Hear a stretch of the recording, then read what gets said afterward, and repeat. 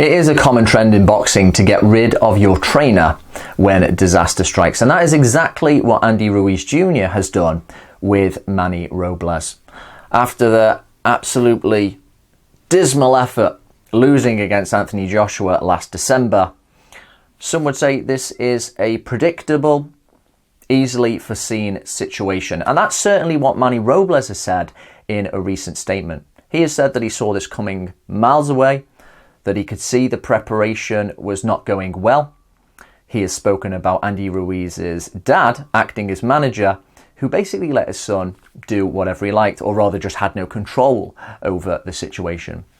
So all the talk Andy Ruiz gave, all the endless interviews online prior to the rematch about how he was doing well, about how he was going to put on the pressure, how he was going to show up in better shape, that was all a load of bollocks. I actually think it's pretty disrespectful to the sport, but that is another question. So after their amazing moment last year in June, which Robles has also said in the same statement, he will always remember. It will be a special moment in time. It was a great partnership at that moment. You contrast it with what they did, and there we are. It ends. But rather than why these guys have split, is it Ruiz pointing the finger? Is Al Heyman somehow pulling the strings? For me, it really brings to light the partnership between Anthony Joshua and Rob McCracken.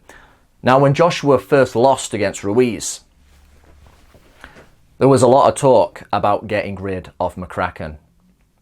Now, I did predict Ruiz-Joshua 2 incorrectly. I thought Ruiz was going to win, kind of somewhat depending on him being in better shape. But I didn't think that he should have got rid of McCracken, because I didn't think they'd been together long enough to see the benefits of their partnership come to the surface.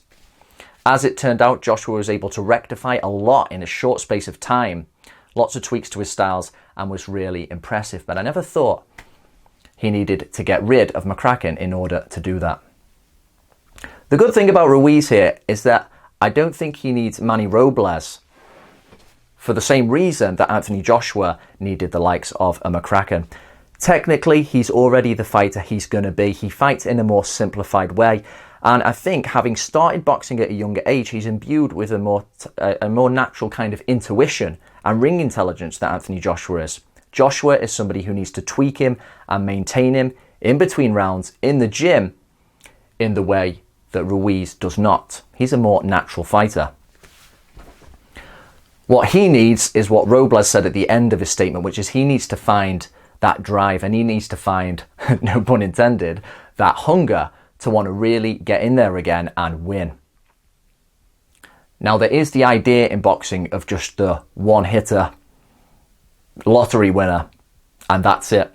Of course, comparisons with Buster Douglas were rife, and there is such a thing in boxing as a guy who just can only muster up the energy and concentrate his ambition into one night.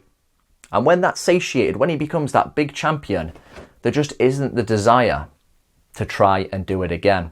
Everyone knows it's harder to stay champion than become champion, but for some guys, when they do something they weren't supposed to as well, and it's a big upset, and it's an overwhelming type of success, I think emotionally it's very hard for them to get up for a fight again, and that may be the case with Ruiz. Now, there's talks of him possibly fighting Dillian Whyte. I think from Eddie Hearn's perspective and Whyte, that's perfect, because Ruiz is still on a downward curve here. You need a bit of time to do a bit of soul searching after such a big loss and splitting with a trainer. If you straight away go into a fight with another tough guy, I don't rate Whyte that high, but he's a tough lump and he's got ambitions of his own. And if you go straight back into another tough fight, you can just get knocked down even further. So he needs a bit of time here, Ruiz, to think things through, think about this departure with his trainer, and really try and figure out what he wants to do going forward. Does he want to be in there anymore? Does he want to win?